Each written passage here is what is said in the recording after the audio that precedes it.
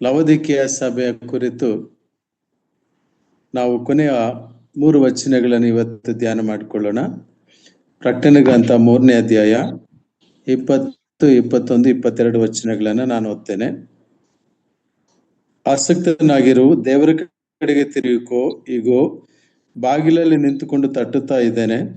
ಯಾವನಾದರೂ ನನ್ನ ಶಬ್ದವನ್ನು ಕೇಳಿ ಬಾಗಿಲನ್ನು ತೆರೆದರೆ ನಾನು ಒಳಗೆ ಬಂದು ಅವನ ಸಂಗಡ ಊಟ ಮಾಡುವೆನು, ಅವನು ನನ್ನ ಸಂಗಡ ಊಟ ಮಾಡುವನು. ನಾನು ಜಯ ಹೊಂದಿ ನನ್ನ ತಂದೆಯೊಡನೆ ಸಿಂಹಾಸನದಲ್ಲಿ ಕೂತುಕೊಂಡೆನು, ಹಾಗೆಯೇ ಜಯ ಹೊಂದುವವನನ್ನು ನನ್ನೊಡನೆ ಸಿಂಹಾಸನದಲ್ಲಿ ಕೂತುಕೊಳ್ಳುವಂತೆ ಮಾಡುವೆನು. ದೇವರಾತ್ಮನು ಸಭೆಗಳಿಗೆ ಹೇಳುವುದನ್ನು ಕಿವಿಯುಳ್ಳವನು ಕೇಳಲಿ. ಪ್ರಿಯರೇ, ಚಿಕ್ಕ ಪ್ರಾರ್ಥನೆ ಮಾಡಿಕೊಳ್ಳೋಣ. ಮಹಾಪರಿಶುದ್ಧನು, ಜೀವ ಸ್ವರೂಪನು, ನಮ್ಮನ್ನು ಬಹಳವಾಗಿ ಪ್ರೀತಿ ಮಾಡಿ ನಮ್ಮ ತಂದೆಯಾದ ದೇವರೇ, ಈ 7 ಸಭೆಗಳ ಸಪ್ತ ಸಂದೇಶಗಳನ್ನು, ಸತ್ಯ ಬೋಧನೆಯನ್ನು, ಸತ್ವ ಬೋಧನೆಯನ್ನು, ಸ್ವಸ್ಥ ಬೋಧನೆಯನ್ನು ಸ್ವಾಮಿ ನೀಡಲು ನಿನ್ನ ಆತ್ಮನ ಸಹಾಯ. ಅಲ್ಪನೂ ಅಯೋಗ್ಯನೂ ಗಣನೆಗೆ ಬಾರದವನು ನನಗೆ ನೀನು ಅನುಗ್ರಹಿಸೋದಕ್ಕಾಗಿ ಸ್ತೋತ್ರ ಸ್ವಾಮಿ. ನಿನ್ನ ವಾಕ್ಯವೇ ಶ್ರೇಷ್ಠವು, ಜೀವಿಳ ನಿನ್ನ ವಾಕ್ಯವು ಸ್ವಾಮಿ ನಮ್ಮನ್ನು ಜೀವಿಸ ಮಾಡುತ್ತದೆ. ನೀನು ನಮ್ಮ ಸಂಗಡ ಮಾತನಾಡು, ನಿನ್ನ ದಿವ್ಯ ಸ್ವರ ನಮಗೆ ಅನುಗ್ರಹಿಸು. ಕರುಣಾಮಯನೇ, ನಿನ್ನ ಕೃಪಾಹಸ್ತಗಳಿಗೆ ನಮ್ಮನ್ನು ಒಪ್ಪಿಸಿಕೊಡ್ತೇವೆ. ನಮ್ಮ ಕರ್ತ, ನಮ್ಮ ರಕ್ಷಕನಾದ ಯೇಸು ಕ್ರಿಸ್ತವರ ಅತಿ ಪರಿಶುದ್ಧ ನಾಮದಲ್ಲಿ ಸ್ತೋತ್ರ ಸಲ್ಲಿಸಿ ಬೇಡಿಕೊಳ್ಳುತ್ತೇವೆ ನಮ್ಮ ತಂದೆ, ಆಮೇನ್. ಪ್ರಿಯರೇ, ನಾವು ಓದಿರುವ ಈ ವಾಕ್ಯ ಭಾಗದಲ್ಲಿ ಕರ್ತನಾದ ಯೇಸು ಕ್ರಿಸ್ತನು ಬಾಗಿಲು ತಟ್ಟುತ್ತಾ ಇದ್ದಾನೆ. ಅಂದರೆ ಅದರ ಅರ್ಥ ಕರ್ತನು ಬಾಗಿಲು ಹೊರಗಡೆ ಇದ್ದಾನೆ, ಸಭೆಯ ಹೊರಗಡೆ ಇದ್ದಾನೆ. ಹಾಗಾದರೆ ಸಭೆಯಲ್ಲಿ ಆರಾಧನೆಗಳುಂಟು, ಆರ್ಭಟಗಳುಂಟು, ಶಬ್ದಗಳುಂಟು, ಸಂಗೀತ ಉಂಟು. ಆದರೆ ಲವೋದಿಕೀಯ ಸಭೆಯ ಕಾಲಘಟ್ಟದಲ್ಲಿ ಕರ್ತನಾದ ಯೇಸು ಕ್ರಿಸ್ತನು ಇವೆಲ್ಲದಕ್ಕಿಂತ ಹೊರತಾಗಿ ನಿಜಕ್ಕೂ ಆತ್ಮೀಕವಾಗಿ ಯಾವ ವ್ಯಕ್ತಿ ಹುಡುಕುತ್ತಾನೋ ಅಲ್ಲಿ ಸಿಂಗುಲರ್ ವರ್ಡ್ ಉಪಯೋಗಿಸಲ್ಪಟ್ಟಿದೆ. ನೋಡಿ, ಗಮನಿಸಿ. 20ನೇ ವಚನದಲ್ಲಿ ಯಾವನಾದರೂ, any one, not completely as church. ಆ ಸಭೆಯಲ್ಲಿ ಆತ್ಮೀಕರಾಗಿರುವನು ಯಾರಿದ್ದಾನೋ ಅಂತ ದೇವರು ಹುಡುಕನಾಗಿದ್ದಾನೆ. ದೇವರನ್ನು ಹುಡುಕುವವನು ಆತನನ್ನ ಆಹ್ವಾನಿಸಬೇಕು. ದಿಸ್ ಇಂಡಿವಿಜುವಲ್ ಕರ್ತನಾದ ಯೇಸು ಕ್ರಿಸ್ತನನ್ನ ಸ್ವಂತ ರಕ್ಷಕನನ್ನಾಗಿ ಅಂಗೀಕಾರ ಮಾಡಿಕೊಂಡು ಆತನ ಚಿತ್ತಾನುಸಾರವಾಗಿ, ದೇವರ ವಾಕ್ಯಾನುಸಾರವಾಗಿ ಪ್ರತಿಯೊಬ್ಬೊಬ್ಬ ವ್ಯಕ್ತಿಯು ಕೂಡ ಜೀವಿಸಬೇಕೆಂಬುದು ಲವೋದಿಕೀಯ ಸಭೆಯ ಕೊನೆಯಲ್ಲಿ ಕರ್ತನಾದ ಯೇಸು ಕ್ರಿಸ್ತನು ನೀಡುವಂತ ಒಂದು ಸಂದೇಶ. ಯಾಕಂದ್ರೆ ಉಗುರು ಬೆಚ್ಚತನ ಇದೆ, ಲೂಕ್ ವಾರ್ಮ್ ಸ್ಟೇಟ್. ನನ್ನ ಬಾಯಿಂದ ಕಾರು ಬಿಡುವೆನು ಎಂಬುದಾಗಿ ಕೂಡ ಹೇಳ್ತಾನೆ. ಒಮ್ಮೆ ನಾವು ಧ್ಯಾನಿಸೋಣ, ಈ ಉಗುರು ಬೆಚ್ಚನ ತನದ ಈ ಲೂಕ್ ವಾರ್ಮ್ ಸ್ಟೇಟ್, ಇದರ ಗುಣಲಕ್ಷಣಗಳೇನು? ಇದರಿಂದ ಹೊರಬಂದು ಕರ್ತನಿಗೆ ಬಾಗಿಲು ತೆಗೆದಾಗ ಕರ್ತನು ಆತನೊಡನೆ ಸಹವಾಸ ಮಾಡುವನು ಎಂಬುದು ಈ ವಾಕ್ಯದ ಅರ್ಥ. ಹಾಗಾದರೆ ಏನು ಈ ಲ್ಯೂಕ್ ವಾರ್ಮ್ ಸ್ಟೇಟ್, ಉಗುರು ಬೆಚ್ಚತನ ಎಂಬುದಾಗಿ ನೋಡುವಾಗ ಕರ್ತನಲ್ಲಿ ಪ್ರಿಯರೇ, ಇದು ನಾಮಕಾರ್ಥ ಭಕ್ತಿ, ನಾಮಿನಲಿಸಮ್. ಬಾರ್ನ್ ನಲ್ಲಿನೂ ಕೂಡ ನಾಮಿನಲ್ ಬಾರ್ನ್ ಅಗೈನ್ ನೇಚರ್. ಹಾಗಾಗಿ ಯೂದನ ಪತ್ರಿಕೆಯಲ್ಲಿ ನಾವು ಕೆಲವು ಸಂಗತಿಗಳನ್ನು ಕಾಣ್ತೇವೆ. ದಯಮಾಡಿ ನೋಡ್ರಿ, ಯೂದ 18ನೇ ವಚನ, ದ ಬುಕ್ ಆಫ್ ಜೂಡ್, ಅದು 1ನೇ ಅಧ್ಯಾಯ ಇದೆ. ಭಕ್ತಿಗೆ ವಿರೋಧವಾದ ತನ್ನ ಆಶೆಗಳನ್ನು ಅನುಸರಿಸಿ ನಡೆಯುವ ಕುಚೋದ್ಯಗಾರರು ಅಂತ್ಯಕಾಲದಲ್ಲಿ ಇರುವರೆಂದು ಅವರು ನಿಮಗೆ ಹೇಳಿದ್ದಾರಲ್ಲ. ಭಕ್ತಿಗೆ ವಿರುದ್ಧವಾದ ಆಶೆಗಳಲ್ಲಿ, ಅಂದರೆ ಆಶೆ ಭಕ್ತಿ ಅನುಸಾರವಾಗಿಲ್ಲದೆ ಭಕ್ತಿಗೆ ವಿರುದ್ಧವಾದಂತ, ಲೋಕ ಸಂಬಂಧವಾದಂತ, ಪ್ರಾಪಂಚಿಕವಾದಂತ ಆಶೆಗಳಲ್ಲಿ ವಿಶ್ವಾಸಿಗಳು ಮುಳುಗಿ ಹೋಗ್ತಿರುವಂತ ಕಾಲಘಟ್ಟ ಇದು. ಪ್ರತಿಯೊಬ್ಬೊಬ್ಬರಿಗೂ ಒಂದು ಆಶೆ, ಅಪೇಕ್ಷೆ. ಪ್ರತಿಯೊಬ್ಬೊಬ್ಬರು ಇನ್ನೊಬ್ಬರಿಗೆ ಹೋಲಿಕೆ ಮಾಡಿಕೊಳ್ತಾ ಆಶಾಪಾಶೆಗಳಲ್ಲಿ. ಅದನ್ನೇ ಯಾಕೋಬ ಪತ್ರಿಕೆಯಲ್ಲಿ ನಾವು ಒಂದು ಮಾತು ಕಾಣ್ತೇವೆ. ಯಾಕೋಬನು ಬರೆದ ಪತ್ರಿಕೆ 1ನೇ ಅಧ್ಯಾಯ 14ನೇ ವಚನ ಓದಿ. ಯಾಕೋಬ 1:14. ಆದರೆ ಪ್ರತಿಯೊಬ್ಬನು ತನ್ನಲ್ಲಿರುವ ಆಶಾಪಾಶದಿಂದ ಎಳೆಯಲ್ಪಟ್ಟು ಮರಳುಗೊಂಡವನಾಗಿ ಪ್ರೇರೇಪಿಸಲ್ಪಡುತ್ತಾನೆ. ಇದು ಆಶೆ ಒಂದು ಮಾತ್ರ ಅಲ್ಲ, ಆಶೆಯ ಜೊತೆಗೆ ಪಾಶ. ಪಾಶ ಅಂದ್ರೆ ಒಂದು ಹಗ್ಗ, ಒಂದು ಎಳೆಯುವುದು, ಒಂದು ಸೆಳೆತ. ಆಸೆಯ ಸೆಳೆವಿಗೆ ಸಿಕ್ಕಿಕೊಂಡು ಆ ಆಶಾ ಪಾಶಗಳಿಂದ ಪಾಪವು ತುಂಬಾ ಬೆಳೆದು ಮರಣವನ್ನು ಹೇರುತ್ತದೆ ಎಂಬುದಾಗಿ ಯಾಕೋಬ ಪತ್ರಿಕೆಯಲ್ಲಿ ನಾವು ಕಾಣ್ತೇವೆ. ಅಂದ್ರೆ ಈ ಕಾಲಘಟ್ಟ, ಈ ಲವೋದಿಕೀಯ ಕಾಲಘಟ್ಟದಲ್ಲಿರುವ ವಿಶ್ವಾಸ ಜೀವನವನ್ನ ಯೂದನ ಪತ್ರಿಕೆಯಲ್ಲಿ ಮತ್ತು ನಾವು ರೋಮ ಪತ್ರಿಕೆಯಲ್ಲಿ ಮತ್ತು ಕೊರಿಂಥ ಪತ್ರಿಕೆಯಲ್ಲಿ ಇರುವ ಕೆಲವು ವಚನಗಳನ್ನ ಆಧಾರ ಮಾಡಿಕೊಂಡ್ರೆ ನಮಗೆ 3 ರೀತಿಯ ವ್ಯಕ್ತಿಗಳು ಕಾಣ್ತಾರೆ ಈ ಕಾಲಘಟ್ಟಕ್ಕೆ.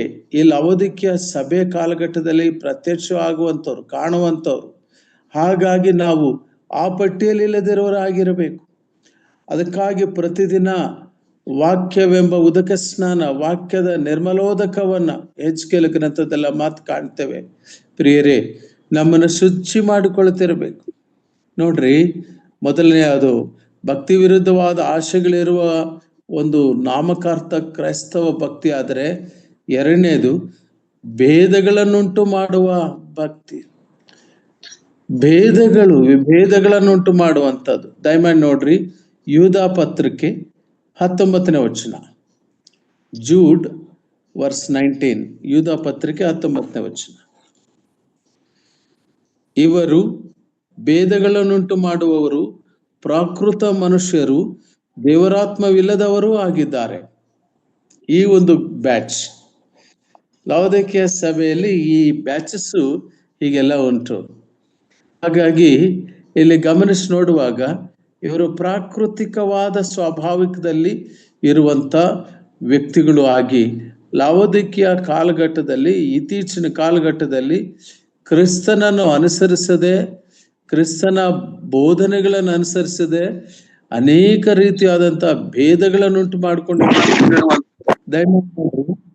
ಮೊದಲನೇ ಕೊರಿಂಥ 1ನೇ ಅಧ್ಯಾಯ 10-13 ವಚನಗಳು. ಮೊದಲನೇ ಕೊರಿಂಥ 1ನೇ ಅಧ್ಯಾಯ 10-13 ವಚನಗಳು. First Corinthians chapter 1 verse 10-13. ನಿಮ್ಮೆಲ್ಲರ ಮಾತು ಒಂದೇ ಆಗಿರಬೇಕು, ನಿಮ್ಮಲ್ಲಿ ಭೇದಗಳಿರಬಾರದು. ನೀವು ಒಂದೇ ಮನಸ್ಸು, ಒಂದೇ ಅಭಿಪ್ರಾಯವುಳ್ಳವರಾಗಿದ್ದು ಹೊಂದಿಕೆಯಿಂದಿರಬೇಕು ಎಂಬುದಾಗಿ ನಾನು ನಮ್ಮನ್ನು ಕರ್ತನಾದ ಯೇಸು ಕ್ರಿಸ್ತನ ಹೆಸರಿನಲ್ಲಿ ನಿಮ್ಮನ್ನು ಸಹೋದರರೇ, ನಿಮ್ಮಲ್ಲಿ ಜಗಳಗಳುಂಟು. ನಿಮ್ಮ ವಿಷಯವಾಗಿ ಕ್ಲೋಯನ ಮನೆಯವರಿಂದ ನಾನು ಪೌಲನವನು, ಇಲ್ಲವೇ ನಾನು ಅಪೊಸ್ತಲನವನು, ಅಥವಾ ನಾನು ಕೆಫನವನು, ಇಲ್ಲವೇ ನಾನು ಕ್ರಿಸ್ತನವನು ಎಂದು ಹೇಳಿಕೊಳ್ಳುತ್ತಾನಂತೆ. ಕ್ರಿಸ್ತನು ವಿಭಾಗವಾಗಿದ್ದನು, ನಿಮಗೋಸ್ಕರ ಶಿಲುಬೆಗೆ ಹಾಕಿಸಿಕೊಂಡವನು. ಸಾಕು ಬ್ರದರ್, ಥ್ಯಾಂಕ್ ಯು. ಎಷ್ಟು ಸಾಕು, ನಮ್ಗೆ ಎಷ್ಟು ಸಾಕು. ಸಭೆ ಇದೆ, ಸಭೆ ಕರ್ತನಾದ ಯೇಸು ಕ್ರಿಸ್ತನ ಆತನ ಒಂದು ಹೆಸರಿನಲ್ಲಿ ಇರುವಂತ ಸಭೆ. ಆದ್ರೆ ಜಗಳಗಳುಂಟು, ಭೇದಗಳುಂಟು. ಇದು ಈ ಕಾಲಘಟ್ಟದ ಒಂದು ಗುಣಲಕ್ಷಣ ಎಂಬುದಾಗಿ ಸತ್ಯವೇದದಲ್ಲಿ ನಾವು ಕಾಣ್ತೇವೆ. ಅದಕ್ಕೆ ಪೌಲನು ಹೇಳ್ತಾನೆ, ನಿಮ್ಮಲ್ಲಿ ಯಾಕೆ ಈ ಗುಂಪುಗಾರಿಕೆ ಇರಬಾರದು, ನಾವೆಲ್ಲ ಒಂದೇ ಗುಂಪು ಇರಬೇಕು. ನಾವೆಲ್ಲರೂ ಕರ್ತನಾದ ಯೇಸು ಕ್ರಿಸ್ತನನ್ನು ಆರಾಧಿಸುವಂತವರು, ಕರ್ತನಾದ ಯೇಸು ಕ್ರಿಸ್ತನ ಹೆಸರಿನಲ್ಲಿ ಪ್ರಾರ್ಥನೆ ಮಾಡುವಂತವರು, ಕರ್ತನಾದ ಯೇಸು ಕ್ರಿಸ್ತನನ್ನು ಮಹಿಮೆಪಡಿಸುವಂತವರು, ಕರ್ತನಾದ ಯೇಸು ಕ್ರಿಸ್ತನ ಸತ್ಯ ಸುವಾರ್ತೆಯನ್ನು ಸಾರುವಂಥವರಾಗಿರಬೇಕು. ನಾನು ನೆನೆಸ್ತೇನೆ, ನಮ್ಮ ಸಭೆಯ ವಿಷಯದಲ್ಲಿ ಈ ಮಾತುಗಳನ್ನು ಅಲ್ಲ, ಆದರೆ ಸಾರ್ವತ್ರಿಕವಾಗಿ ಆಸ್ ಎ ಯೂನಿವರ್ಸಲ್ ಜನರಲಿ ನೋಡುವಾಗ ಅನೇಕ ಕಡೆಗಳಲ್ಲಿ ನಮಗೆ ಈ ಮಾತುಗಳನ್ನು ನಾವು ಕಾಣ್ತೇವೆ. ಯಾಕಂತ ಹೇಳಿದ್ರೆ, ಕರ್ತನಾದ ಯೇಸು ಕ್ರಿಸ್ತನು ಬರುವಂತಹ ಅತ್ಯಂತ ಹತ್ತಿರದ ದಿನಗಳಲ್ಲಿ ನಾವಿದ್ದೇವೆ, ಕೊನೆ ದಿನಗಳಲ್ಲಿ ನಾವಿದ್ದೇವೆ. ಕರ್ತನಾದ ಯೇಸು ಕ್ರಿಸ್ತನ ಬರೋಣ ಸಮೀಪವಾಗಿರುವ ಈ ದಿನಗಳಲ್ಲಿ ನಾವಿರುವಾಗ ಏನಾಗಿದ್ದಾರೆ ಜನರು ಅಂದ್ರೆ ಪ್ರಕೃತಿ ಮನುಷ್ಯರಾಗಿದ್ದಾರೆ. ಅಂದ್ರೆ ಏನು ಆಲೋಚನೆ ಬರ್ತದೋ ಅದು ರೈಟ್, ಏನು ಮನುಷ್ಯರು ಹೇಳ್ತಾರೋ ಅದು ರೈಟ್, ಏನು ಜನರ ಅಭಿಪ್ರಾಯನೋ ಅದು ರೈಟ್. ಡೆಮೋಕ್ರಸಿ ಅಲ್ಲ ದೇವರು ಬಯಸೋದು, ಥಿಯೋಕ್ರಸಿ. ಸಭೆಯಲ್ಲಿ ಪ್ರಾರ್ಥನಾ ಪೂರ್ವಕವಾಗಿ ನಿರ್ಣಯಗಳನ್ನು ತಗೋಬೇಕು. ಕುಟುಂಬದಲ್ಲಿ ಪ್ರಾರ್ಥನೆ ಮಾಡಿ ದಿನವನ್ನು ಪ್ರಾರಂಭ ಮಾಡಬೇಕು.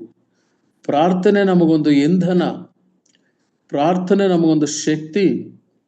With the power of prayer ಒಬ್ಬ ವಿಶ್ವಾಸಿ ತನ್ನ ಜೀವಿತವನ್ನು ಕಟ್ಟಿಕೊಳ್ಳಬೇಕು. ಆದರೆ ಲವೋದಿಕೀಯ ಕಾಲಘಟ್ಟಕ್ಕೆ ಬಂದಾಗ ಪ್ರಾಕೃತ ಮನುಷ್ಯನು ದೇವರಾತ್ಮನಿಂದ ಹೇಗೆ ಪ್ರಾರ್ಥಿಸಲು ಸಾಧ್ಯ ಆಗುತ್ತದೆ? ನೇಮ್ಸೇಕಿರಬಹುದು. ಅದಕ್ಕೆ ಪೌಲನು ಹೇಳ್ತಾನೆ, ರೋಮಾಪುರದವ್ರಿಗೆ ಬರೆಯುತ್ತಾ ಆ ಮಾತನ್ನ ದಯಮಾಡಿ ನೋಡ್ರಿ. ರೋಮಾಪುರ 8ನೇ ಅಧ್ಯಾಯ 9ನೇ ವಚನ. ರೋಮಾಪುರ 8ನೇ ಅಧ್ಯಾಯ 9ನೇ ವಚನ. ನೀವಾದರೂ ನಿಮ್ಮಲ್ಲಿ ದೇವರಾತ್ಮನು ವಾಸವಾಗಿರುವುದಾದರೆ ಶರೀರ ಭಾವಾಧೀನರಲ್ಲ, ದೇವರಾತ್ಮನಿಗೆ ಅಧೀನರಾಗಿದ್ದೀರಿ. ಯಾವನಿಗಾದರೂ ಕ್ರಿಸ್ತನ ಆತ್ಮನು ಇಲ್ಲದಿದ್ದರೆ ಅವನು ಕ್ರಿಸ್ತವನಲ್ಲವಾ? ಕ್ರಿಸ್ತನವನಲ್ಲ. Okay brother, thank you. ಯಾವನಿಗಾದರೂ ಕ್ರಿಸ್ತನ ಆತ್ಮನು ಇಲ್ಲದಿದ್ದರೆ, the spirit of Lord Jesus Christ, ಕರ್ತನಾದ ಯೇಸು ಕ್ರಿಸ್ತನು ತಾನು ಶತ್ರುಗಳ ಮುಂಬದಿಯಲ್ಲಿ, ಪರಿಸಾಯರ ಮುಂಬದಿಯಲ್ಲಿ, ಶಾಸ್ತ್ರಿಗಳ ಮುಂಬದಿಯಲ್ಲಿ, ನಾವು ಕಳೆದ ಸಾರಿ ಫಿಲಡೆಲ್ಫಿಯಾ ಸಭೆ ವಿಷಯದಲ್ಲಿ ಧ್ಯಾನಿಸುತ್ತಾ ಆತನ ಸತ್ಯ ಸಾಕ್ಷಿ, ತನ್ನನ್ನು ತಾನು ಸಾಕ್ಷೀಕರಿಸಿಕೊಂಡನು. ನಾನು ನನ್ನಷ್ಟಕ್ಕೆ ನಾನು ಏನು ಹೇಳಲಾರೆನು, ನನ್ನ ತಂದೆ ಹೇಳಿರುವುದನ್ನು ನಾನು ನಿಮಗೆ ಹೇಳುತ್ತೇನೆ. He relied on our Lord. ತಂದೆ ಮೇಲೆ ಆಧಾರ ಪಟ್ಟನು. ಪ್ರಿಯರೇ, ಒಬ್ಬ ಭಕ್ತನ ಇಂಗ್ಲಿಷ್ನಲ್ಲಿ ಹೀಗೆ ಹೇಳ್ತಾನೆ, dependability on Christ is the greatest ability ಅಂತ. ನಾವು ಎಷ್ಟಾಗಿ ಕ್ರಿಸ್ತನನ್ನ ಆಶ್ರಯಿಸ್ಕೊಳ್ತೇವೆ, ಎಷ್ಟಾಗಿ ಕ್ರಿಸ್ತನನ್ನ ಧ್ಯಾನಿಸ್ತೇವೋ, ಎಷ್ಟಾಗಿ ಕ್ರಿಸ್ತನನ್ನ ಪ್ರಾರ್ಥಿಸ್ತೇವೋ, ಅಷ್ಟಾಗಿ ಆತನನ್ನು ಹಾತ್ಕೊಳ್ತೇವೆ, ಆತನ ಮೇಲೆ ಡಿಪೆಂಡ್ ಆಗ್ತೇವೆ, ಆತನ ಮೇಲೆ ರಿಲೈ ಆಗ್ತೇವೆ. ಬಲಹೀನತೆ ಬಂತ, ದುಃಖ ಆಯ್ತಾ, ಪ್ರಾರ್ಥನೆ ಮಾಡಬೇಕು. ಬಾಧೆ ಆಯ್ತಾ, ಪ್ರಾರ್ಥನೆ ಮಾಡಬೇಕು. ಕಳೆದ ಸಂದೇಶದಲ್ಲಿ ನೋಡಿದೆವು ಪ್ರಿಯರೇ, ಇವು ಆತ್ಮೀಯ ಆಯುಧಗಳು. ನಾವು ಈ ಆತ್ಮೀಯ ಆಯುಧಗಳನ್ನು ಧರಿಸಿಕೊಳ್ಳದೆ ನಾಮಕಾರ್ಥವಾದಂತಹ ಒಂದು ಭಕ್ತಿ ಇರುವಾಗ ಆಶೆಗಳು ಬರ್ತವೆ, ಭೇದಗಳು ಬರ್ತವೆ, ಕಲಹಗಳು ಬರ್ತವೆ, ಪ್ರಕೃತ ಮನುಷ್ಯರಾಗ್ತಾರೆ, ದೇವರಾತ್ಮವಿಲ್ಲದವರು ಆಗ್ತಾರೆ. ಆದರೂ ಮನುಷ್ಯರಾಗಿರ್ತಾರೆ, ಆದರೂ ವಿಶ್ವಾಸಿಗಳಾಗಿರ್ತಾರೆ, ಆದರೂ ಸೇವೆ ಮಾಡುವಂತರಾಗಿರ್ತಾರೆ. ಆದರೆ ದೇವರಾತ್ಮನನ್ನು ಅನುಸರಿಸುವಂತವರಾಗಿರುವುದಿಲ್ಲ, ದೇವರ ವಾಕ್ಯವನ್ನು ಅನುಸರಿಸಿ ಜೀವಿಸುವಂತವರಾಗಿರುವುದಿಲ್ಲ. ಇದೇ ನಮ್ಮ ಕರ್ತನಾದ ಯೇಸು ಕ್ರಿಸ್ತನ ಹೇಳುವ ಉಗುರು ಬೆಚ್ಚನ ಸ್ಥಿತಿ. ಅದಕ್ಕಾಗಿ ನಾನು ಬಾಯಿಂದ ಕಾರು ಬಿಡುವನು ಎಂಬುದಾಗಿ ಹೇಳುವುದನ್ನು ನಾವು ಕಾಣ್ತೇವೆ. ದೇವರ ಆತ್ಮನಿರುವುದಾದರೆ ದೇವರಾತ್ಮನು ಮೂಲಕವಾಗಿ ನಮಗೆ ಕೆಲವು ಸಂಗತಿಗಳು ಗೊತ್ತಾಗ್ತವೆ, ಗೋಚರ ಆಗ್ತವೆ. ನಾವು ಆ ವಿಷಯಗಳನ್ನು ಮಾತನಾಡ್ತೀವಿ. ಯಾರು ಹೇಳಿಕೊಡ್ತಾರೆ? ದಾವೀದನು ಹೇಳ್ತಾನೆ, ನಾನು ದೇವರ ವಾಕ್ಯವನ್ನ ಹೆಚ್ಚಾಗಿ ಧ್ಯಾನಿಸುತ್ತಿರುವುದರಿಂದ ನನ್ನ ಉಪಾಧ್ಯಾಯರಿಗಿಂತ ಹೆಚ್ಚಿನ ಜ್ಞಾನ ದೇವರು ನನಗೆ ಕೊಡೋನಾಗಿದ್ದಾನೆ. ಹೇಗೆ ಸಾಧ್ಯ? That is the spirit of god. ಪರಲೋಕದಲ್ಲಿ ನಮಗೋಸ್ಕರ ಇಟ್ಟಿರುವಂತವುಗಳನ್ನ ಕಣ್ಣು ಕಾಣಲಿಲ್ಲ, ಕಿವಿಯು ಕೇಳಲಿಲ್ಲ, ಹೃದಯಕ್ಕಾದರ ಭಾವನೆಯೂ ಗೊತ್ತಾಗ್ಲಿಲ್ಲ. ಪ್ರಿಯರೇ, ಎಂತ ಒಂದು ಅದ್ಭುತವಾದ ಲೋಕ. ಈಗ ಮುಗೀತು, ಕರ್ತನಾದ ಯೇಸು ಕ್ರಿಸ್ತನು, ಇದು ನನ್ನ ಸಂದೇಶ ಎಲ್ಲ ಮುಕ್ತಾಯ ಆಗ್ತಿರೋದು. 7 ಸಭೆಗಳಿಗೆ ದೇವರು ನೀಡುವ ಸಂದೇಶ 3 ಅಧ್ಯಾಯಗಳಿಗೆ ಸೀಮಿತಗೊಳ್ಳುತ್ತದೆ. 4ನೇ ಅಧ್ಯಾಯಕ್ಕೆ ಹೋಗುವಾಗ ಪರಲೋಕದ ದರ್ಶನ, ಪರಲೋಕಕ್ಕೆ ನಾವು ಹೋಗ್ತೀವಿ. ಯಾರೋ ಒಬ್ಬ ಸಹೋದರ ನನಗೆ ಹೇಳಿದ್ರು, ಅಣ್ಣ ನೀವತ್ತು ಸ್ಮರಣ ಸಭೆಯಲ್ಲಿದ್ದೀರಿ, ಅದು ಮುಗಿದ ಅಣ್ಣ ನೀವು ಪೆರ್ಗಮ ಸಭೆಗೆ ಎಲ್ಲೆಲ್ಲಿ ಕರ್ಕೊಂಡು ಹೋಗ್ತೀರೋ ನಾವು ಅಲ್ಲಿಗೆ ಬರ್ತೀವಣ್ಣ ಅಂದ್ರು. ನಾನು ಹೇಳಿದೆ, ಅಣ್ಣ ಈ ಲೋಕದಲ್ಲಿರುವ ಕಡೆಗೆ ನಾನು ಕರ್ಕೊಂಡು ಹೋಗ್ತೀನಿ ಅಣ್ಣ, ಪರಲೋಕಕ್ಕೆ ನಾನು ಕರ್ಕೊಂಡು ಹೋಗ್ಲಾರ. ನನ್ನ ಕರ್ತನಾದ ಯೇಸು ಕ್ರಿಸ್ತನು ತಾನೇ ಅದು ಸಾಧ್ಯ. ಹಾಗಾಗಿ 4ನೇ ಅಧ್ಯಾಯದಲ್ಲಿ ಪರಲೋಕದ ಆ ದರ್ಶನ, ಆ ಪರಲೋಕದಲ್ಲಿರುವ ದೇವರ ಸಾನ್ನಿಧ್ಯ, ಅದರ ಕುರಿತು ಹೋಗುವ ಸ್ಥಳಕ್ಕೆ ನಾನು ಅದನ್ನ ವಿವರಿಸುವಷ್ಟು ಜ್ಞಾನ ನನಗಿಲ್ಲ. ನಾನು ದೇವರಾತ್ಮನನ್ನು ಆತ್ಕೊಂಡೇ, ದೇವರಾತ್ಮ ನನಗೆ ಎಲ್ಲಿವರೆಗೂ ತನ್ನ ಪ್ರತ್ಯಕ್ಷತೆಯನ್ನು ಕೊಟ್ಟು ಆ ಮಾತುಗಳನ್ನು ಹೇಳಿದಾರೋ ಅಷ್ಟರ ಮಟ್ಟಿಗೆ ಅಷ್ಟನ್ನೇ ಉಪಯೋಗಿಸಿ ದೇವರ ವಾಕ್ಯ ಹಂಚ್ತಾ ಬರ್ತೇನೆ. ಅದಕ್ಕಿಂತ ಹೆಚ್ಚಾಗಿ ನನ್ನ ಸ್ವಂತ ಮಾತುಗಳಿಂದ ನಾನು ಹೋಗ್ಲಾರ. ಕೆಲವೊಮ್ಮೆ ನನಗೋಸ್ಕರ ಪ್ರೇಯರ್ ಮಾಡುವಾಗ ಕೆಲವರು ಸಹೋದರರು ಪ್ರಾರ್ಥನೆ ಮಾಡ್ತಾರೆ, ಅದು ನಾನು ಬಹಳ ಇಷ್ಟಪಡ್ತೇನೆ. ಮಾನುಷ ಜ್ಞಾನದಿಂದಲ್ಲದೆ ದೇವರಾತ್ಮನ ಜ್ಞಾನದಿಂದ ಸಹೋದರರು ನಮಗೆ ವಾಕ್ಯವನ್ನು ಹೇಳಿ ಒಳ್ಳೇದು. ಹಾಗಾಗಿ ದೇವರಾತ್ಮನ ಹೇಗೆ ನಡೆಸ್ತಾನೋ ಹಾಗೆ ಹೋಗ್ಬೇಕು. ನೋಡೋಣ, ದೇವರಾತ್ಮನ ನಡೆಸಿಕೆ ವಿಷಯದಲ್ಲಿ ಅಪೊಸ್ತಲನಾದ ಪೌಲ 1ನೇ ಕೊರಿಂಥಕ್ಕೆ ಬರೆದ ಪತ್ರಿಕೆ 2ನೇ ಅಧ್ಯಾಯ 10ರಿಂದ 13 ವಚನಗಳಲ್ಲಿ ಒಂದು ಸಂಗತಿ ಇದೆ. ಅದನ್ನು ನಾವು ಓದಿಕೊಳ್ಳೋಣ, ದಯಮಾಡಿ ನೋಡಿ. 1 Corinthians chapter 2 verse 10 to 13. ನಮಗಾದರೂ ದೇವರು ತನ್ನ ಆತ್ಮನ ಮೂಲಕ ಅದನ್ನು ಪ್ರಕಟಿಸಿದನು. ಆ ಆತ್ಮನು ಎಲ್ಲಾ ವಿಷಯಗಳಲ್ಲೂ ದೇವರ ಅಗಾಧವಾದ ವಿಷಯಗಳನ್ನು ಕೊಡು ಪರಿಶೋಧಿಸುವವನಾಗಿದ್ದಾನೆ. ಮನುಷ್ಯನ ಒಳಗಿನ ಆಲೋಚನೆಗಳು ಅವನಲ್ಲಿರುವ ಜೀವಾತ್ಮಕ್ಕೆ ಹೊರತು ಮತ್ತಾರಿಗೆ ತಿಳಿಯುವುದು? ಹಾಗೆಯೇ ದೇವರ ಆಲೋಚನೆಗಳನ್ನು ದೇವರ ಆತ್ಮನೇ ಹೊರತು ಬೇರೆ ಯಾರಿಗೂ ಗ್ರಹಿಸುವುದಿಲ್ಲ. ನಾವು ಪ್ರಾಪಂಚಿಕ ಆತ್ಮವನ್ನು ಹೊಂದದೆ ದೇವರು ನಮಗೆ ದಯಪಾಲಿಸಿರುವ ಕೃಪಾವರಗಳನ್ನು ತಿಳುಕೊಳ್ಳುವುದಕ್ಕಾಗಿ ದೇವರಿಂದ ಬಂದ ಆತ್ಮವನ್ನೇ ಹೊಂದಿದೆವು. ಇವುಗಳನ್ನು ಮನುಷ್ಯ ಜ್ಞಾನವು ಕಲಿಸಿದ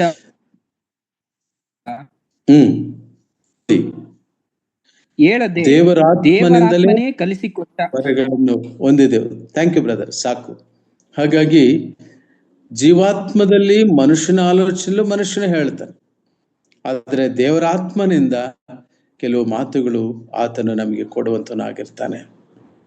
ಮತ್ತು ಇನ್ನೊಂದು ಮುಖ್ಯ ಗುಣ ಏನಂದ್ರೆ, ಈ ಲವೋದಿಕೀಯ ಸಭೆಯಲ್ಲಿ ವಿಶ್ವಾಸಗಳಿಗೆ ಹಾಫ್ ಹಾರ್ಟೆಡ್ನೆಸ್ ಇರ್ತದೆ. ಅರ್ಧಂಬರ್ಧ ಮನಸ್ಸಿನಿಂದ ಬರ್ತಾರೆ, ಅಥವಾ ತಂದೆ ತಾಯಿಗಳ ಬಲಾತ್ಕಾರಕ್ಕೆ ಬಲವಂತಕ್ಕೆ ಬರ್ತಾರೆ, ಅಥವಾ ಇನ್ಯಾರು ಒಂದಿದಕ್ಕೋಸ್ಕರ. ಯಾಕಂದ್ರೆ ಆ ಮನಸ್ಫೂರ್ತಿಯಾಗಿ ಬರೋರ ಸಂಖ್ಯೆ ಕಮ್ಮಿ.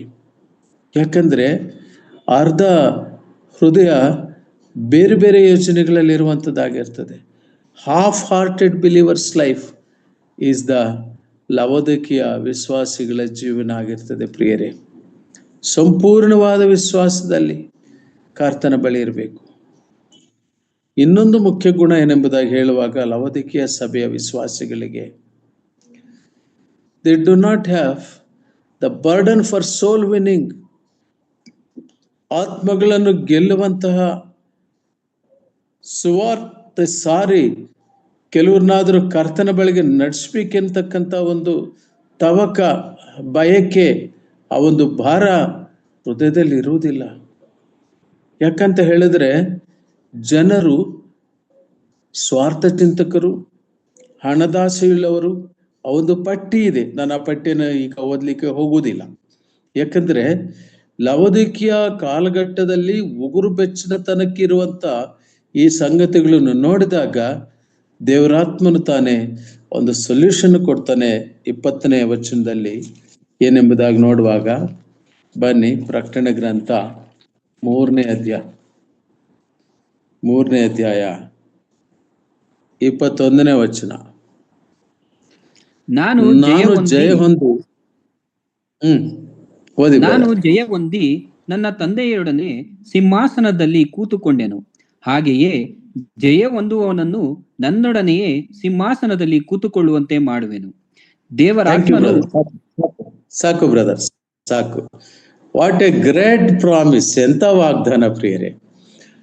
ಈ ಸಭೆಯಲ್ಲಿ ಮೆಚ್ಚುಗೆ ಒಂದೂ ಇಲ್ಲ, ದೇವರಾತ್ಮನ ತೃಪ್ತಿಪಡಿಸುವಂತ ಸಂಗತಿಗಳಿಲ್ಲ. ಆದರೂ ದೇವರು ಪ್ರೀತಿಸ್ತ ಪ್ರಿಯರೇ. ನೀವು ನೋಡಿದಿರಿ, ನಾವು ತಾಯಿಯಂದಿರು ಹಿಂದಿನ ಕಾಲದಲ್ಲಿ ಮಕ್ಕಳಿಗೆಲ್ಲ ಚಿಕ್ಕೋನ್ ಯಾರನ್ನ ತುಂಬಾ ವೀಕ್ ಇದ್ರೆ ಆ ಹಾಲು ಒಂದು ಗ್ಲಾಸಲ್ಲಿ ತಿರುವಾಗಿ ಕೊಡುವಾಗ ಆ ಹಾಲಲ್ಲಿರೋ ಕೆನೆ ಈ ಕಡೆ ಬರ್ಬೇಕು ಅವನು ಕೊಡುವಾಗ ಅಂತ ಹಿಂಗ್ ಊದೋರು. ಯಾಕಂದ್ರೆ ಮೇಲಿನ ಹಾಲು ದೊಡ್ಡವರು ಕೊಟ್ಬಿಟ್ಟು ಆ ತಾಯಿ ಯಾರು ವೀಕ್ ಇದಾನೋ, ಯಾರು ಬಲಹೀನಾಗಿದ್ದಾನೋ, ಆ ಮಗು ಯಾವುದು ಆ ತಾಯಿ ಅಮ್ಮ ಒಳ್ಳೆ ಆಡಿದೆ ಪುಟ್ಟ, ನೀನು ಯಾರದು ಆಡಿದ್ದು, ತಂದೆ ತಾಯಿ ನೀನು ಯಾರು, ನನ್ನನ್ನು ಯಾರು ಮರೆತರು, ತೆಲುಗಿನಲ್ಲಿ ಹಾಡೋದು. ಯಾರು ಇಲ್ಲದಿದ್ರು ಆ ತಾಯಿಯಂತೆ ಸಂತೈಸುವವನು ದೇವರು. ಆ ಕೆನೆ ಹಾಲು ಬಂದಾಗ ಆ ಬಲಹೀನನಾಗಿರೋನನ್ನ, ಎದುರು ತಿರುಗ ಹುಡುಗನನ್ನ, ತಾಯಿಯ ಪ್ರೀತಿ. ಅದಕ್ಕೆ ಸ್ವಾಮಿ ಹೇಳಿದ್ದು ಸತ್ಯವೇದದಲ್ಲಿ, ಹೆತ್ತ ತಾಯಿ ನಿನ್ನನ್ನು ಮರೆತಾಳು, ನಾನು ನಿನ್ನನ್ನು ಮರೆಯುವುದಿಲ್ಲ. Will look at this last verse. ನಾನು ಅದನ್ನು ಬಹಳ ಯೋಚನೆ ಒಳಪಡಿಸಿದ್ದು. ಇಲ್ಲಿವರೆಗೂ ನಾವು ನೆಗೆಟಿವ್ ಥಾಟ್ಸೇ ತಗೊಂಡಿದ್ದು ಮನಸ್ಸಿಗೆ. ಏನು ಜಗಳಗಳುಂಟು, ಕಲಹಗಳುಂಟು, ಆಶೆಗಳುಂಟು, ಲೋಕ ಸಂಬಂಧವಾದ ಜೀವನ ಉಂಟು, ಆ ಹಾಫ್ ಹಾರ್ಟೆಡ್ನೆಸ್ ಉಂಟು, ಆಮೇಲೆ ಆತ್ಮಗಳ ಭಾರ ಇಲ್ಲ, ಇದೆಲ್ಲ ಇಲ್ದಿದ್ದಾಗಿಯೂ ಒಂದು ಕರೆ ಸ್ವಾಮಿಯಿಂದ ಬಂದದ್ದು. ನಾನು ಜಯ ಹೊಂದಿದ ಹಾಗೆ, ನಾನು ಜಯ ಹೊಂದಿ ನನ್ನ ತಂದೆಯೊಡನೆ ಸಿಂಹಾಸನದಲ್ಲಿ ಕೂತುಕೊಳ್ಳೋ ಹಾಗೆಯೇ ಜಯ ಹೊಂದಿದವನು ನನ್ನೊಡನೆ ಸಿಂಹಾಸನದಲ್ಲಿ ಕೂತುಕೊಳ್ಳುವನು. ವಾಟ್ ಎ ಗ್ರೇಟ್ ಪ್ರಾಮಿಸ್ ಪ್ರಿಯರೇ, ದೈವ ಜನರೇ, ಪ್ರಿಯ ಸಹೋದರ ಸಹೋದರಿಯರೇ, ಇದು ಕರ್ತನ ಒಂದು ಮಾತು. ಅಂಥ ಸ್ಥಿತಿನಲ್ಲಿದ್ದವರಾಗಿರಿಗೂ ಕೂಡ ಇಂಥ ದೊಡ್ಡ ವಾಗ್ದಾನ. It's amazing. ತನ್ನನ್ನು ಉದಾಹರಣೆ ಕೊಡ್ತಾನೆ ಸ್ವಾಮಿ. ಹೇಗೆ ಆತ ಜಯ ಹೊಂದಿದನು ದಯಮಾಡಿ ನೋಡ್ರಿ. ಕೊಲಸದವರು ಬರೆದ ಪತ್ರಿಕೆ 2ನೇ ಅಧ್ಯಾಯ 14-15 ವಚನಗಳು. ಕೊಲಸ 2 14-15 ವಚನಗಳು.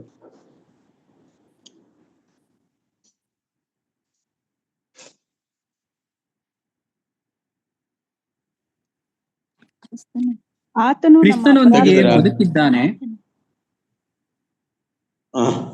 ಆತನು ನಮ್ಮ ಅಪರಾಧಗಳನ್ನೆಲ್ಲ ಕ್ಷಮಿಸಿ ನಮ್ಮ ಮೇಲೆ ದೋಷಾರೋಪಣೆ ಮಾಡಿದಂತ ಆಜ್ಞಾರೂಪವಾಗಿದ್ದಂತ ಪತ್ರವನ್ನು ಕೆಡಿಸಿ ಅದನ್ನು ಶಿಲುಬೆಗೆ ಜಡಿದು ಇಲ್ಲದಂತಾಗ ಮಾಡಿದನು. ಆತನು ದೊರೆತನಗಳನ್ನು ಅಧಿಕಾರಿಗಳನ್ನು ನಿರಾಯುಧರನ್ನಾಗಿ ಮಾಡಿ ಜಯೋತ್ಸಾಹ ಮಾಡುತ್ತಾನೋ ಎಂಬಂತೆ ಶಿಲುಬೆಯ ಮೇಲೆ ಅವುಗಳನ್ನು ಜಯಿಸಲ್ಪಟ್ಟವುಗಳನ್ನಾಗಿ ಮೆರೆಸುತ್ತಾ ತೋರಿಸಿದನು. ಜಯ ಹೊಂದಿದವನಾಗಿ ಶಿಲುಬೆಯ ಮೇಲೆ ಆತನು ಜಯವೀರನಾದನು. ಮರಣವೇ ನಿನ್ನ ಕೊಂಡಿಯಲ್ಲಿ, ಮರಣದ ಪ್ರಸ್ತಾಪವೇ ಇಲ್ಲ, ಮರಣವೇ ನುಂಗಿ ಹೋಯಿತು. ಕರ್ತನಾದ ಯೇಸು ಕ್ರಿಸ್ತನ ಆ ಮರಣದ ಪ್ರಾಶಸ್ತ್ಯ, ಆತನು ಮರಣಿಸಿ ಜಯಿಸಿದನು, ಮರಣವನ್ನು ಜಯಿಸಿದನು, ಜಯವೀರನಾದನು. ಅದನ್ನ ಪ್ರಸ್ತಾಪ ಮಾಡ್ತಾ ಇಲ್ಲಿ, ನನ್ನ ತಂದೆಯ ಒಡನೆ ಸಿಂಹಾಸನದಲ್ಲಿ ಕೂತುಕೊಂಡೆನು. ಹಾಗೆಯೇ ನೀವು ಬಾಗಿಲು ತೆಗಿಬೇಕಷ್ಟೇ. ನಿಜವಾದ ಒಬ್ಬ ವಿಶ್ವಾಸಿ, ಆತ್ಮ ಸಂಬಂಧಿಯಾದ ವಿಶ್ವಾಸಿ, ಕರ್ತನಾದ ಯೇಸು ಕ್ರಿಸ್ತ ಮೆಚ್ಚಿಸಬೇಕೆಂಬುದಾಗಿರೋ ವಿಶ್ವಾಸಿ ಈ ವಾಕ್ಯ ತಟ್ಟಿ ಹೃದಯ ಬಾಗಿಲು ತೆಗೆದರೆ ಕರ್ತನು ಆತನೊಂದಿಗೆ ಕೂತು ಊಟ ಮಾಡುವನು. ಇಲ್ಲಿ ಊಟ ಮಾಡುವನೆಂಬುದಾಗಿರುವ ಪದ ಗ್ರೀಕ್ ಲ್ಯಾಂಗ್ವೇಜ್ನಲ್ಲಿ ಡಯಪ್ಪಾನ್ ಅಂತ ಪದ ಉಪಯೋಗಿಸಲ್ಪಟ್ಟಿದೆ. ಡಯಪ್ಪಾನ್ ಅಂದರೆ ಕೆಲಸ ಕಾರ್ಯಗಳೆಲ್ಲ ಮುಗಿಸ್ಕೊಂಡು ರಾತ್ರಿ ವೇಳೆಯಲ್ಲಿ ಬಂದು ತೃಪ್ತಿಯಾಗಿ ಊಟ ಮಾಡುವಂತ ಒಂದು ಒಂದು ತೃಪ್ತಿಯ ಸಂಕೇತ, ಸಮಾಧಾನದ ಸಂಕೇತ. ಕರ್ತನಾದ ಯೇಸು ಕ್ರಿಸ್ತನು ತಾನು ಮೃತ್ಯುಂಜಯನಾಗಿ ಪುನರುತ್ಥಾನ ಆದ ಮೇಲೆ ಪೇತ್ರನನ್ನು ಮತ್ತಿತರ ಶಿಷ್ಯರನ್ನು ಸಮುದ್ರದ ಬಳಿಯಲ್ಲಿ ಸಂಧಿಸಿದನು. ಅವರ ಜೊತೆ ಊಟ ಮಾಡಲಿಕ್ಕೆ ಸ್ವಾಮಿ ಮೀನುಗಳನ್ನು ತಂದಿದ್ದನು. ಮಕ್ಕಳಿರ ತಿನ್ನೋದಕ್ಕೆ ಏನಾದರೂ ಉಂಟೆ ಅಂತ ಕೇಳಿದನು. ಪ್ರಿಯರೇ, ನಮ್ಮ ಜೀವಿತದ ಕಷ್ಟ ಕಾಲಗಳಲ್ಲಿದ್ದಾಗ ನಮ್ಮ ಕರ್ತನು ನಮ್ಮೊಂದಿಗಿದ್ದು ನಮ್ಮ ಜೊತೆಯಲ್ಲಿ ಊಟ ಮಾಡೋನೆಂಬುದಾಗಿ ಹೇಳುವಾಗ ನಾವು ಊಟ ಮಾಡ್ತೇವೆ. ಫಸ್ಟ್ ಕ್ಲಾಸ್ ಊಟನೇ ಮಾಡ್ತೀವಿ.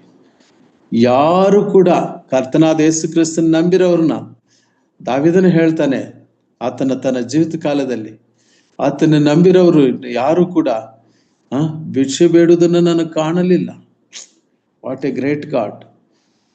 ಹೃದಯಪೂರ್ವಕವಾಗಿ ನಂಬಿದವರು ಆತನು ತನ್ನೊಡನೆ ಇರಿಸಿಕೊಳ್ಳುವಂತನಾಗಿರ್ತಾನೆ. ನೋಡ್ರಿ,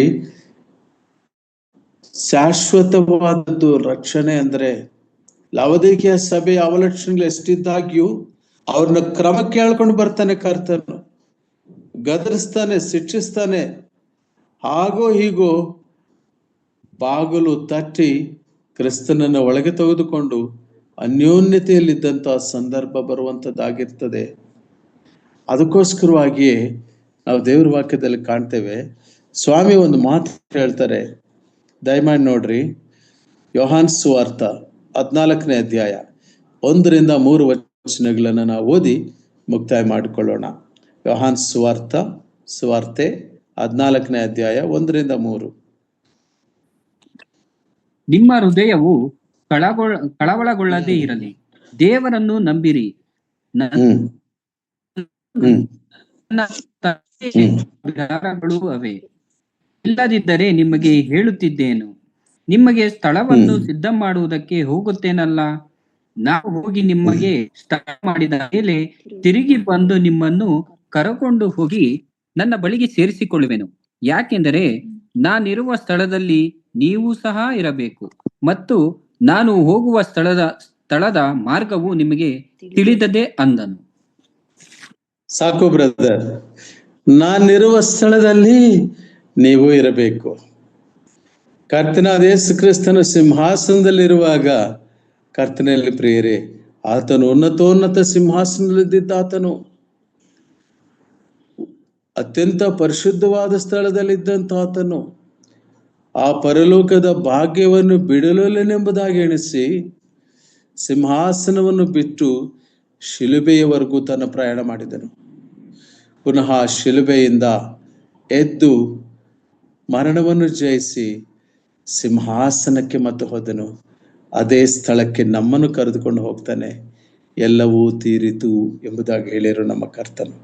ಆದ್ದರಿಂದ ಪ್ರಿಯರೇ, ನನ್ನ ಸಂದೇಶದಲ್ಲಿ ಇವತ್ತು ಕರ್ತನಾದ ಯೇಸು ಕ್ರಿಸ್ತನ ಆ ಒಂದು ವಾಗ್ದಾನವನ್ನು ನಾವು ನಂಬಿ ಆತನೊಂದಿಗೆ ನಾವಿರ್ತೇವೆ. ಆತನ ಸಿಂಹಾಸನದಲ್ಲಿ ನಾವು, ಆತನಿರುವ ಕಡೆ ನಾವಿರ್ತೇವೆ. ಆತನ ಆಜ್ಞೆಗಳನ್ನು ಅನುಸರಿಸ್ತೇವೆ. ಆತನ ಚಿತ್ತಕ್ಕನುಸಾರವಾಗಿ ನಾವು ನಡೆದುಕೊಳ್ತೇವೆ. ಲವೋದಿಕೀಯ ಸಭೆಯ ಕಾಲಘಟ್ಟದಲ್ಲಿ ಸಭೆಯ ಹೊರಗಡಿದ್ದಾಗ್ಯೂ ಕರ್ತನಾದ ಯೇಸು ಕ್ರಿಸ್ತನ ನಮ್ಮ ಒಳಗಡೆ ಇರಬೇಕು. ಇಂಡಿವಿಜುವಲಿಸಮ್ ಈ ಕಾಲಘಟ್ಟದ ಮುಖ್ಯ ಗುಣ ಏನಂದ್ರೆ ಸ್ಯಾಲ್ವೇಷನ್ ಈಸ್ ಇಂಡಿವಿಜುವಲ್. ಈ ಕಾಲಘಟ್ಟದಲ್ಲೇ ಅಲ್ಲ, ಎಲ್ಲ ಕಾಲಘಟ್ಟದಲ್ಲಿಯೂ ರಕ್ಷಣೆಯು ವೈಯಕ್ತಿಕವಾದದ್ದು, ವ್ಯಕ್ತಿಗತವಾದದ್ದು. ಆದ್ದರಿಂದ ಪ್ರಿಯರೇ, ಕರ್ತನಾದ ಯೇಸು ಕ್ರಿಸ್ತನನ್ನ, ಆತನ ಆಜ್ಞೆಗಳನ್ನು ಅನುಸರಿಸಿ ನಾವು ಉಗುರು ಬೆಚ್ಚನತನದಿಂದ ಇಲ್ಲದೆ ನಾವು ಆತ್ಮಗಳನ್ನು ಗೆಲ್ಲೋದಕ್ಕೋಸ್ಕರವಾಗಿ, ಸಾಕ್ಷಿ ನುಡಿಯೋದಕ್ಕೋಸ್ಕರವಾಗಿ ಮತ್ತು ಅನೇಕನ ಕ್ರಿಸ್ತನ ಮಾರ್ಗದಲ್ಲಿ ನಡೆಸುವಂಥವರಾಗಿ ಪ್ರಾರ್ಥನೆ ಮಾಡುತ್ತಾ, ಕೃತಜ್ಞತಾ ಸ್ತುತಿ ಸ್ತೋತ್ರ ಸಲ್ಲಿಸುತ್ತಾ, ಪೂರ್ಣ ಹೃದಯದಿಂದಲೂ ಪೂರ್ಣ ಬುದ್ಧಿಯಿಂದಲೂ ಪೂರ್ಣ ಮನಸ್ಸಿನಿಂದಲೂ ನಿನ್ನ ದೇವರಾದ ಯೆಹೋವನನ್ನು ನೀವು ಸೇವಿಸೆಂಬುದಾಗಿರುವಂಥ ಆಜ್ಞೆಗೆ ನಾವು ವಿಧೇಯರಾಗಿ ಆತನನ್ನ ಮಹಿಂಪಡಿಸೋಣ. ಆ ರೀತಿಯಾದಂಥ ಒಂದು ಕೃಪೆಯನ್ನು ನಮ್ಮೆಲ್ಲರಿಗೂ ಕರ್ತನ ಕೊಡ್ಲಿ.